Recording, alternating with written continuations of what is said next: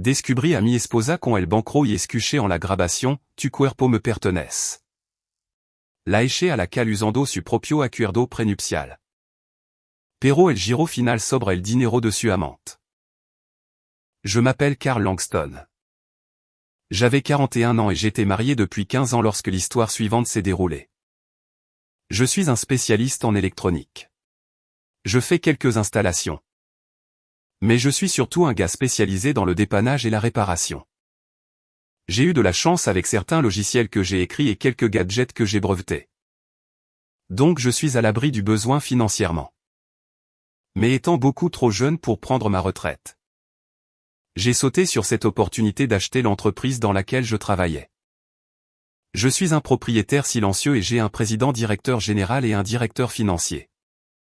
Qui ont prêté serment de garder le secret. Donc, même ma femme n'était pas au courant de cela.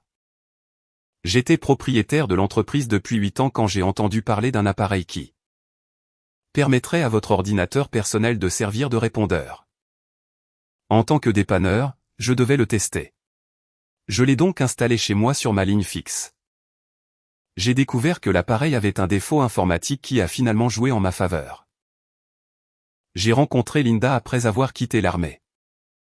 J'étais spécialiste des communications et j'ai été blessé lors d'une attaque alors que je travaillais avec une équipe de communication à l'extérieur de Kirkouk en Irak. Linda a 1 an et un peu moins que moi. Elle est grande et je jure qu'elle est presque toute en jambes. Elle est aussi très belle avec un visage en forme de larme inversée. Elle est d'origine polonaise, ukrainienne et amérindienne de la tribu Miami. Elle a les plus beaux yeux bleu-vert et des pommettes aux typiques des Amérindiens.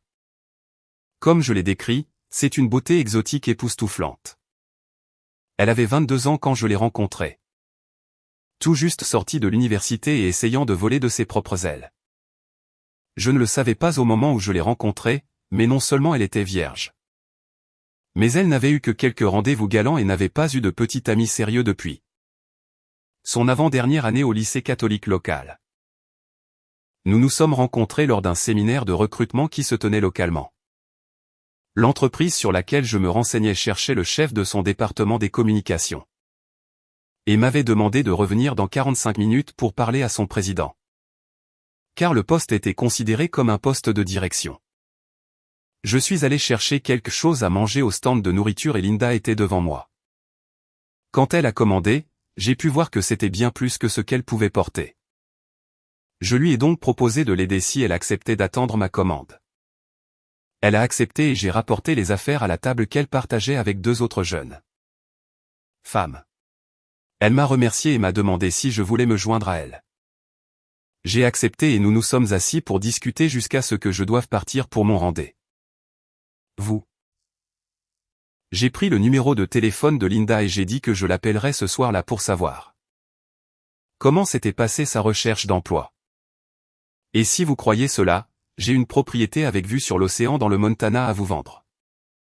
La recherche d'emploi n'était pas dans mes pensées. Après avoir parlé à l'homme de son poste, quelque chose semblait louche concernant cet emploi. Les tâches qu'il a décrites ressemblaient plus à de l'espionnage industriel qu'à des communications. J'ai décliné l'offre, et 3 mois plus tard. Cette entreprise a implosé lorsqu'ils ont essayé de vendre des secrets commerciaux d'une entreprise. Du Fortune 500 dans l'industrie aérospatiale.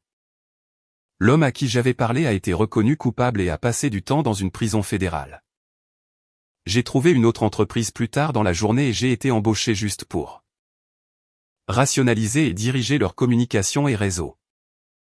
Ce soir-là, j'ai appelé Linda et elle était surprise et contente que j'appelle car, comme elle l'a dit, beaucoup de crétins qui disent qu'ils appelleront ont été repoussés par certains signaux qu'elle devait envoyer. J'ai répondu que les seuls signaux que j'avais vus étaient qu'elle n'était pas intéressée par une relation à court terme. J'ai dit que même si je n'étais pas vraiment un beau parleur ou quelqu'un d'accompli, je n'avais jamais recherché de relations éphémères. J'ai demandé comment s'était passée sa recherche d'emploi et elle a répondu qu'elle avait 3 bonnes possibilités. Je lui ai dit que j'avais été embauché par une entreprise et que je commencerais dans 3 semaines. Je lui ai demandé si elle était libre pour prendre un café le lendemain et elle a accepté. Nous nous sommes rencontrés et je lui ai parlé de mon futur emploi et de la façon dont je venais de vendre un logiciel ainsi que de recevoir des brevets pour mes gadgets. Je me vantais un peu, mais j'étais fier de mes bébés, comme j'appelais mes accomplissements. Je l'ai interrogée sur ses possibilités et j'ai découvert qu'elle avait passé un entretien avec l'entreprise louche, mais qu'elle n'avait pas ressenti de mauvaises ondes à leur sujet. Elle a également passé des entretiens dans 2 banques locales. L'un était pour un poste de chargé de fiducie pour gérer 2 fiducies de bienfaisance et l'autre était pour un poste d'agent de crédit dans leur département de prêts commerciaux. Elle a dit qu'elle voulait vraiment le poste de chargé de fiducie et, heureusement, elle l'a obtenu. Nous sommes sortis ensemble pendant 1 an, puis je l'ai demandé en mariage et elle a dit oui. Nous nous sommes mariés 1 an plus tard, mais entre-temps, nous avons rencontré quelques problèmes mineurs. Je suis une personne pour qui la parole donnée est un engagement sacré. Et quelqu'un à la banque a convaincu Linda d'insister pour avoir un contrat de mariage prénuptial. On lui avait dit de se protéger en cas d'adultère de ma part. Je suis sorti de mes gonds. J'ai crié et tempêté contre son manque de confiance et j'ai dit d'une voix très forte, « Très bien. Écris ton foutu papier, mais je vais demander à mon avocat d'en écrire un aussi. Et nous déciderons entre nous lequel est le plus juste. Et je ne signerai pas un contrat qui te permette d'avoir une quelconque part de mes intérêts commerciaux ou des revenus de mes inventions ou produits logiciels d'avant le mariage. » Elle a commencé à pleurer et je suis simplement parti. 1 semaine plus tard, on a frappé à la porte de mon appartement et elle se tenait là. Elle m'a tendu une enveloppe et ma bague de fiançailles. L'enveloppe contenait le contrat suggéré et un mot qui était court et très difficile à lire pour moi. Il disait, « Karl, je ne t'ai pas tout dit sur moi. J'ai un fonds en fiducie qui, bien que n'étant pas énorme, représente beaucoup pour moi. Je le recevrai quand j'aurai 25 ans ou quand je me marierai. Selon la première éventualité. La personne avec qui je travaille, Jacques Samson, est à la banque et c'est lui qui a suggéré le contrat. Il est également l'administrateur de ma fiducie. On m'a dit que le contrat était pour me protéger. Ce n'est pas une question de confiance. Je t'aime et je veux t'épouser. Je sais dans mon cœur que tu ne me ferais pas de mal. Mais mon esprit dit que je dois me protéger. Je te rends la bague de fiançailles jusqu'à ce que tu signes le contrat, que tu en suggères un de ton côté pour négocier. Ou que tu m'appelles pour m'envoyer au diable. Je te redis que je t'aime et je trouve que cela me rend très triste. S'il te plaît, décide vite. Je t'aime de tout mon cœur et de toute mon âme. Linda. J'ai mis le mot de côté et j'ai regardé le contrat. Même si je ne comprenais pas tout le jargon juridique, je pouvais voir qu'il la protégeait vraiment. Mais si nous devions divorcer, je serais poignardé dans le dos. J'étais furieux. Le lendemain, j'ai appelé mon avocat et je suis allé le voir avec les documents. Je lui ai dit que je voulais qu'il rédige 2 contrats de mariage. Je voulais que le premier soit aussi partial que celui qu'elle m'avait donné. Et que l'autre protège à la fois mes actifs antérieurs au mariage et son fonds en fiducie. Je lui ai dit d'être juste. Mais d'inclure une peine de mort pour tous les actifs conjoints postérieurs au mariage s'il y avait adultère de l'un ou l'autre côté. J'ai expliqué que je lui montrerais le contrat injuste, et après qu'elle ait fini de tempêter, je lui dirai que je signerai le contrat juste. J'ai reçu les papiers environ 3 jours plus tard et j'ai ri en lisant le contrat injuste. Il hurlait littéralement, « Je ne te fais pas confiance, donc tu seras ruiné si nous divorçons. » Je trouvais que le contrat juste était correct, mais je ne l'aimais toujours pas. À cause de la façon dont Linda avait agi lorsqu'elle m'avait donné la lettre. J'ai pensé qu'un juste retour des choses s'imposait. Je lui ai écrit ce mot, « Linda. Je ne vais pas t'envoyer au diable. Mais voici un contrat que mon avocat a rédigé pour me protéger. Je dois te dire qu'il est aussi partial que celui que tu m'as donné. Celui-là. Je m'en suis servi pour allumer un feu dans l'arrière-cour pour quelques garçons du voisinage qui faisaient du camping. Tes mots et tes actions me montrent à quel point tu as peu confiance en moi. Et donc, si tu veux m'épouser, tu dois signer mon contrat. Fais-moi savoir si tu veux négocier un document équitable ou aller au diable. Je t'aime et je veux t'épouser. Mais je ne serai pas l'objet de méfiance jusqu'à ce que je te montre qu'on ne peut pas me faire confiance. Tu peux facilement récupérer la bague. Tout ce que tu as à faire, c'est de montrer que tu me fais confiance. Je n'aime pas cette idée de contrat. Mais je signerai un accord équitable.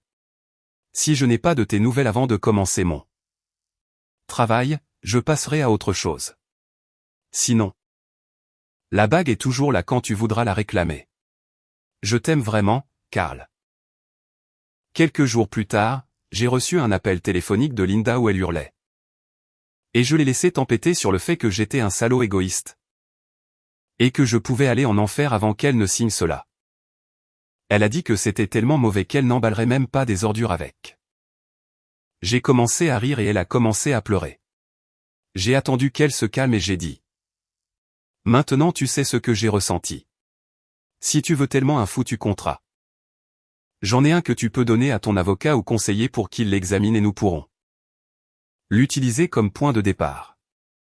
Sois bien consciente que ton manque de confiance m'a poussé à exiger une pénalité pour adultère de chaque côté. Continuons-nous ou dois-je aller au diable? Linda a commencé à rire et a dit, tu demanderais probablement du réfort comme assaisonnement. Espèce de connard. Si je ne t'aimais pas autant, je viendrai là-bas pour te botter le derrière. Envoie-moi une copie et nous verrons comment ça se passe. Je t'aime. Et elle a raccroché le téléphone. Son avocat a accepté presque tout. Mais a ajouté une clause de pension alimentaire pour époux de $10 000 par an pour le conjoint non demandeur. J'ai accepté cela et elle a récupéré la bague.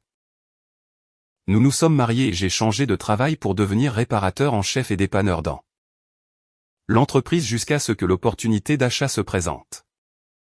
C'était après environ 6 ans de mariage. Je travaillais dur et bien que je ne sois ni un grand romantique ni un mordu de culture. J'achetais des fleurs pour elle juste comme ça et je l'emmenais à des concerts et des pièces de théâtre.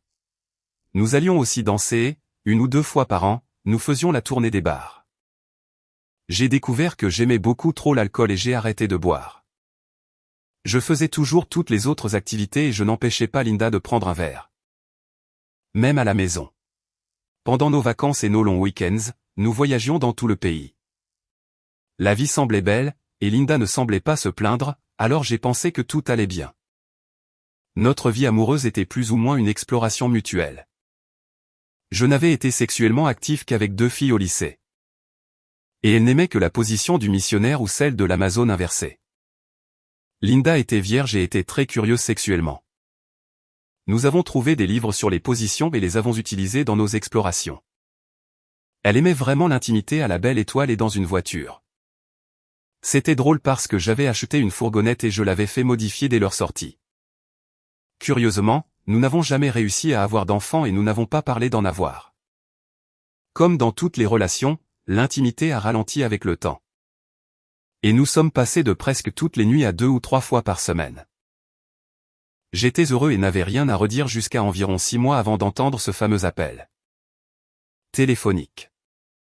C'est à ce moment-là que Linda a semblé perdre tout intérêt pour l'intimité, quelle qu'elle soit. Il m'a fallu quelques mois pour réaliser que les seules fois où nous faisions l'amour, c'était lorsque je notais le temps écoulé depuis la dernière fois. Parfois, même alors, c'était de l'intimité par pitié et Linda était comme un poisson mort. J'avais récupéré ce gadget de répondeur téléphonique et j'avais un ordinateur de rechange qui traînait, alors je l'ai branché pour le tester. J'ai découvert le bug environ 6 semaines après l'avoir installé. Après 5 ou 6 appels sur une période de 24 heures. L'appareil commençait à enregistrer dès que l'on répondait au téléphone. Bien sûr, cela avait tendance à utiliser beaucoup d'espace sur le disque dur. Donc, environ 1 fois par semaine. J'imprimais une liste des numéros de téléphone et de la durée des appels. Et je supprimais les enregistrements pour libérer de la mémoire. Je faisais cela depuis environ 1 mois quand j'ai remarqué beaucoup d'appels de 30 à 45 minutes. Provenant de 2 numéros différents. L'un des numéros était celui de la sœur de Linda et l'autre était inconnu. Les appels avaient toujours lieu après que Linda soit rentrée à la maison et avant mon retour. 90 minutes ou un peu plus tard. Il y avait d'autres appels du même numéro, mais si on ne répondait pas au téléphone, ils raccrochaient avant qu'on ne leur demande de laisser un message. J'ai commencé à sauvegarder ces appels sur un disque compact et je les ai gardés pour les écouter. Plus tard. Après une semaine particulièrement dure, j'ai pris un week-end de 5 jours et j'ai commencé à écouter ces appels. La plupart de ceux adressés à la sœur de Linda n'étaient que des commérages et des choses banales. Les conversations ont commencé à s'orienter davantage sur leurs vies amoureuses respectives à peu près au moment où ma vie intime a sombré dans les toilettes. Lors d'un des appels à sa sœur, Linda a admis avoir fantasmé de prendre un amant. Cet appel a été suivi de plus en plus d'autres. Sa sœur disait que Linda avait tellement de chance d'avoir un homme comme moi qui était excité par elle. Linda répondait: Je ne sais pas, Carl est devenu tellement ennuyeux. Nous ne faisons plus de choses sexuellement excitantes. Je pense que maintenant que Jacques commence à renifler autour de moi au travail, je vais peut-être voir si le taquiner mettra un peu de piment dans ma vie. J'étais furieux, mais jusqu'à présent, tout n'était que fantasme. J'en ai écouté quelques autres et, environ 4 semaines plus tard, les appels du numéro inconnu ont commencé à se multiplier. J'ai écouté le premier et il semblait innocent. C'était Jacques et il voulait juste confirmer un déjeuner avec tous les chargés de fiducie. Ils ont également parlé d'autres sujets professionnels. Ce n'est que la semaine suivante que Jacques a appelé et a lâché la bombe. Il a commencé par d'autres choses liées au travail, puis a dit: Le déjeuner des chargés de fiducie était un échec. Mais tu étais vraiment très amusante après. Je ne savais pas que tu avais une tache de naissance. Là. Maintenant. J'étais extrêmement en colère parce que Linda a une tache de naissance sur le côté intérieur de son sein gauche qui ne peut être vue que lorsque ses seins sont nus. Même le bikini le plus impudique la couvre. Puis, la fois suivante où j'ai eu l'opportunité d'une intimité par pitié, j'ai eu une surprise parce que Linda voulait que les lumières soient éteintes et ne voulait pas que je descende sur elle. Ces deux actions étaient étranges car la seule fois où nous avions fait l'amour dans le noir, c'était quand nous étions dans la voiture ou à l'extérieur. Et la seule fois où Linda ne voulait pas que je la mange, c'était lorsqu'elle avait ses règles. Je savais qu'elle n'avait pas ses règles car c'était la semaine d'avant. Je ne savais pas quoi penser des lumières. Alors je me suis simplement arrêté et j'ai demandé ce qui n'allait pas. Linda a répondu: Rien ne va pas. Je veux juste que les lumières soient éteintes. Et je ne suis pas d'humeur pour du sexe oral. Eh bien, à ce moment-là, j'avais perdu mon érection et mon calme et j'ai dit: Bon sang de bonsoir. Maintenant tu ne réduis pas seulement la fréquence. Tu réduis aussi les positions. Non merci.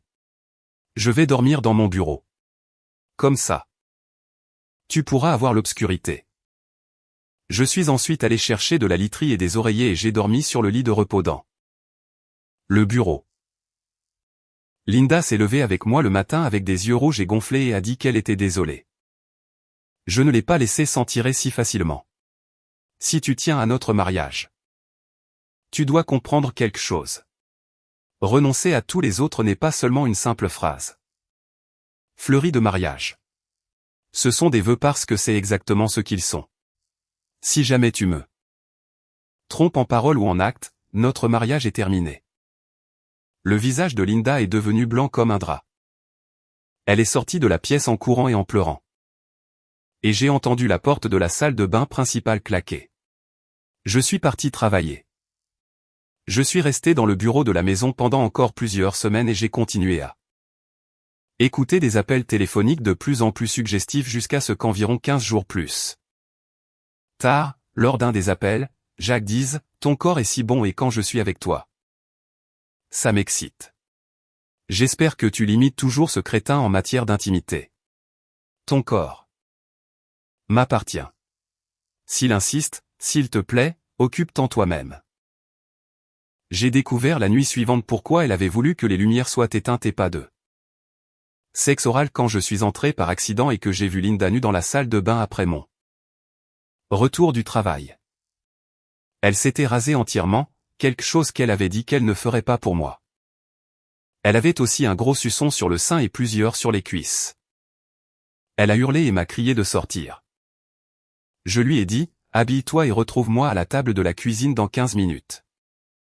Sinon je verrai un avocat demain matin et ce ne sera pas pour faire un nouveau testament.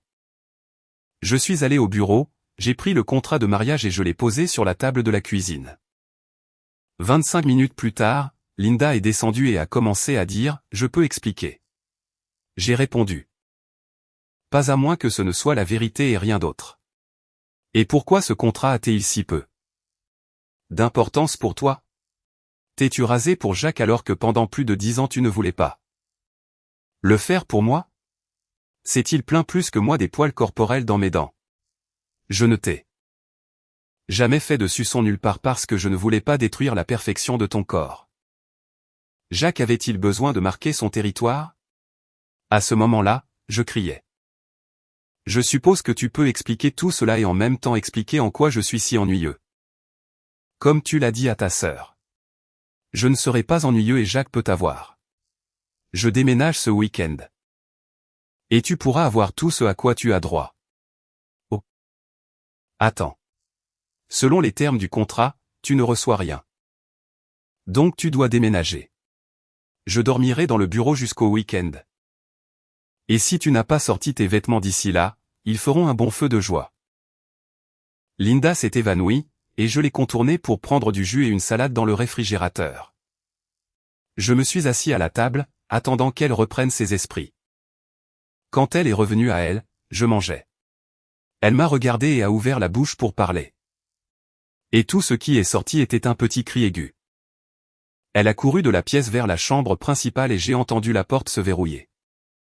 J'ai fini de manger, j'ai nettoyé et je suis retourné dans la chambre. J'ai frappé à la porte et comme Linda n'ouvrait pas, j'ai sorti un trombone plié que j'avais caché au-dessus de la porte. Simplement parce qu'un des enfants du voisin s'était enfermé dans la salle de bain et avait paniqué.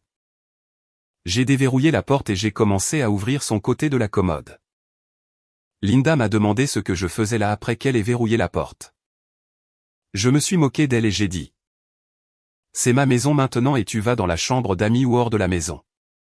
C'est ton choix. J'ai également ajouté qu'elle devrait prendre un taxi si elle partait parce que j'allais annuler le contrat de location de sa voiture.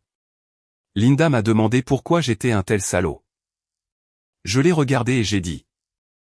Regarde juste dans le miroir les marques sur ton corps et souviens-toi de notre discussion sur la confiance et de la dispute à propos du contrat de mariage. J'ai entendu ton copain faire l'éloge de la sensation d'entrer par la porte arrière. Tu ne m'as jamais laissé faire ça. Espèce de femme stupide. J'ai attendu une seconde pour voir si elle avait une répartie. Après avoir fermé la bouche, elle a soupiré et est sortie lentement de la chambre et j'ai entendu la porte de la chambre d'amis se fermer. Linda est partie travailler le lendemain matin. J'ai appelé mon bureau et je leur ai dit que j'avais d'importants problèmes personnels à régler et que je ne serais pas là pour le reste de la semaine. J'ai ensuite appelé un détective privé que notre entreprise utilisait pour des vérifications périodiques des employés et des enquêtes internes. Ils ont dit qu'ils avaient une division qui faisait ce travail. Mais ils voulaient savoir à quel point j'étais sérieux concernant ce que je voulais. J'ai répondu que ce que je voulais vraiment, c'était que ma femme ne soit pas infidèle. Mais elle l'est. Donc, qu'ils aillent faire tout ce qui est légal pour le prouver. Je lui ai dit que j'avais plusieurs heures de conversation téléphonique entre les amants. Mais il ne savait pas qu'il était enregistré, donc je ne pensais pas pouvoir les utiliser. Mon appel suivant a été pour mon avocat. Et il a dit qu'il commencerait la paperasse et la ferait assigner quand je donnerais le feu vert. J'ai demandé s'il pensait que la banque pouvait avoir une politique de non-fraternisation. Il pensait que ce serait le cas. Ensuite, je lui ai dit que l'homme avec qui elle me trompait contrôlait également son fonds en fiducie. Il a presque sauté de joie en entendant cela. Car il s'agissait d'un manquement majeur à la responsabilité fiduciaire. J'ai également pensé que j'avais rencontré la femme de Jacques lors d'un des rares événements parrainés par la banque auquel nous avions assisté. L'avocat a dit que j'avais fait de lui un homme plus riche aujourd'hui et nous avons terminé notre appel. J'ai ensuite appelé l'entreprise de sécurité qui gère le système d'alarme et la sécurité des accès de toutes les portes et fenêtres de la maison. Ils ont dit que si je leur donnais un nouveau code de sécurité, ils l'entreraient et toutes les serrures changeraient immédiatement.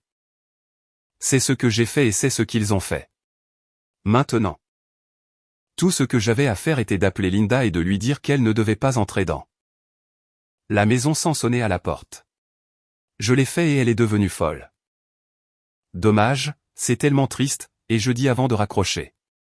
Ensuite, j'ai appelé la banque et les ai informés que je voulais que tous les comptes soient fermés car j'allais les transférer dans une autre banque. La personne à qui j'ai parlé m'a demandé de patienter une minute car les montants étaient tels qu'elle n'était pas autorisée à le faire. Ensuite, un crétin zélé a pris la ligne et a exigé de savoir pourquoi je voulais fermer les comptes. Je lui ai dit que ça ne le regardait pas. Et puis j'ai dit: j'ai juste une envie soudaine et j'ai décidé de déplacer mes comptes vers une banque plus réputée. Cela lui a en quelque sorte cloué le bec pendant 1 ou 2 secondes et il a dit que les comptes seraient fermés et que je pourrais signer les papiers et récupérer le chèque l'après-midi même. Je l'ai remercié et j'ai fixé un rendez-vous pour 1h30 de l'après-midi. J'ai appelé mon courtier et j'ai fait retirer Linda de tous mes comptes. Puis j'ai demandé à être retiré de tous les siens. J'ai rappelé l'avocat et je lui ai demandé s'il y avait un moyen de poursuivre toute partie impliquée à la banque et de détruire ce fameux Jacques. Il a répondu que c'était en cours. Je lui ai ensuite parlé des enregistrements et il a convenu que nous ne pouvions pas les utiliser au tribunal, mais que si nous étions poursuivis en retour, ils serviraient de monnaie d'échange. J'ai appelé la société de location et j'ai demandé quel était le prix de rachat de la voiture de Linda. Quand j'ai découvert à quel point c'était peu, je l'ai acheté. J'étais peut-être en colère. Mais j'ai décidé qu'un peu de compassion apaiserait peut-être une partie de sa colère. Linda a emménagé chez sa sœur ce week-end-là. Et quand sa sœur a essayé de me servir un tas d'absurdités sur ce que je faisais, j'ai déchiré le chemisier de Linda et je lui ai montré le suçon. J'ai dit, il y en a d'autres à l'intérieur de ses jambes. Et je n'ai pas eu d'intimité avec elle depuis presque 1 mois. Cela a arrêté la discussion très rapidement. Le détective privé est revenu avec toutes les informations dont j'avais besoin. Ces rapports montraient également que les amants facturaient leurs escapades de midi à la banque comme des réunions d'affaires. J'ai payé la facture et envoyé une copie des documents à mon avocat. J'ai dit à l'avocat de signifier les poursuites à toutes les parties intéressées le jour ouvrable suivant, vers 2h00 de l'après-midi. Je me suis fait un devoir de fixer un rendez-vous avec mon chargé de fiducie pour cette heure-là. Son bureau était juste à côté de celui de Linda et entre le sien et celui de Jacques. J'étais dans la salle d'attente du bureau de mon chargé de fiducie car il avait du retard. Cela m'allait très bien. J'ai vu 2 jeunes gens entrer accompagnés d'un adjoint du shérif. Ils avaient chacun de grandes enveloppes Kraft à la main. Le premier bureau dans lequel ils sont entrés était un peu plus loin dans le couloir et j'ai supposé que c'était le bureau du chargé de fiducie superviseur. Il n'y a pas eu beaucoup de réactions à cela, mais le bureau suivant était celui de Jacques. Il a crié, « Il ne peut pas faire ça ». Puis il a couru hors de son bureau pour aller voir Linda. Il m'a vu assis là, a poussé un cri perçant, a couru vers moi et m'a donné un coup de poing. Je n'étais pas prêt, le coup était puissant et m'a assommé pendant quelques secondes. Quand j'ai repris connaissance, Jacques était menotté et l'adjoint me regardait pour voir si j'allais bien. Il a demandé ce que j'avais fait pour énerver ce type au point qu'il m'attaque. Je lui ai dit de demander à la dame dans le bureau d'à côté où ils allaient. Je lui ai ensuite dit d'inculper Jacques avec tout ce qui était approprié et que je signerais la plainte. J'ai ensuite appelé mon avocat et je lui ai fait une mise à jour. Il a gloussé comme une écolière et a dit « Merci pour le yacht ». Maintenant, peu importe que la banque ait une politique ou non, un dirigeant de la banque a attaqué un client dans les locaux de la banque pendant les heures de bureau. Que dirais-tu de posséder une succursale ou 10 de cette banque? J'ai ri à moitié et j'ai dit, le feu d'artifice est terminé. Maintenant, les pleurs vont commencer. Ils entrent dans le bureau de Linda en ce moment même. Envoie-moi là. Facture quand tout sera terminé. Il a répondu, bon sang, d'ici à ce que nous ayons fini. L'une des dispositions sur lesquelles j'insisterai est que la banque paie ma facture. Je te laisse. Mais tiens-moi informé. Puis il a raccroché. Linda n'a ni crié ni hurlé, et je n'ai entendu aucun pleur, alors peut-être qu'elle s'y attendait. Quand je suis rentré chez moi, j'avais plusieurs appels sur le nouveau répondeur. Et mon téléphone portable avait plusieurs messages vocaux de Linda. Les appels du répondeur provenaient de personnes de la banque demandant à parler des poursuites judiciaires. J'ai supprimé les messages vocaux. J'ai ensuite appelé la sœur de Linda et je lui ai demandé de faire savoir à Linda que je ne lui parlerai que si c'était dans le bureau de mon avocat. J'ai reçu un appel intéressant de mon détective privé. Il semblerait que le bureau du procureur général de l'État ait ouvert une enquête sur le pillage possible de plusieurs fonds en fiducie par Jacques. L'un d'eux était celui de Linda. Il a dit que ce salaud la séduisait pour la garder dans l'ignorance. Jacques a été arrêté pour vol qualifié et détournement de fonds, ainsi que pour abus de confiance. La fiducie de Linda était presque vide, et quand elle l'a découvert, elle a poursuivi la banque en justice. Entre nous deux et nos avocats, nous avons obtenu chacun un montant élevé à 7 chiffres de la part de la banque. Et la fiducie de Linda a été restaurée. Elle voulait une réconciliation, mais je lui ai simplement tendu un pot de réfort. Et c'est la fin de l'histoire d'aujourd'hui. Si vous avez apprécié, s'il vous plaît donnez un pouce en l'air à cette vidéo et laissez un commentaire ci-dessous. Votre soutien et de l'algorithme a propulsé mon contenu plus loin. Si vous êtes nouveau sur la chaîne, n'oubliez pas de cliquer sur ce bouton d'abonnement. Cela m'aide vraiment à continuer de créer d'autres histoires pour vous. Merci d'avoir regardé et je vous verrai dans la prochaine.